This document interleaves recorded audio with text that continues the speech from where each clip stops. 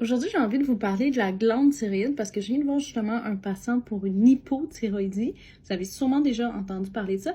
Parce que la thyroïde, c'est tout petit, c'est en forme de papier au niveau du cou, mais ça a vraiment beaucoup de fonctions. Parce que ça va venir sécréter la T3 puis la T4 qui peuvent influencer partout notre corps. Ils vont régulariser la température. Ça vient aussi jouer, par exemple, sur notre cœur. Donc, ceux qui ont des palpitations, c'est quand il y a trop d'hormones. Ça joue aussi au niveau des muscles, fait que la force musculaire. Les gens qui vont être en hypothyroïdie vont en manquer, vont avoir beaucoup de faiblesse.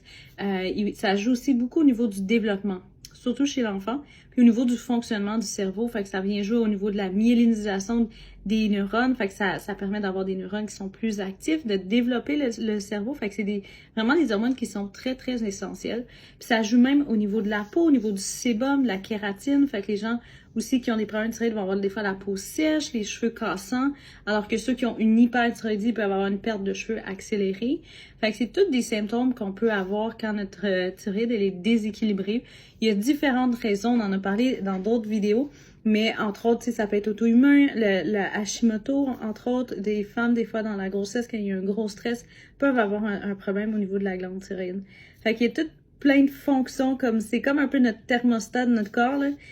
Quand ça va pas bien, ben c'est sûr que tout est dérégulé, fait que ça vaut la peine de vérifier si vous avez un déficit, si vous avez par exemple tous les patients qui viennent soit pour de la fatigue, des palpitations, les gens qui viennent pour des troubles anxieux, dépression, des fois c'est en lien avec la glande thyroïde, ça joue un rôle, fait qu'il faut toujours la vérifier.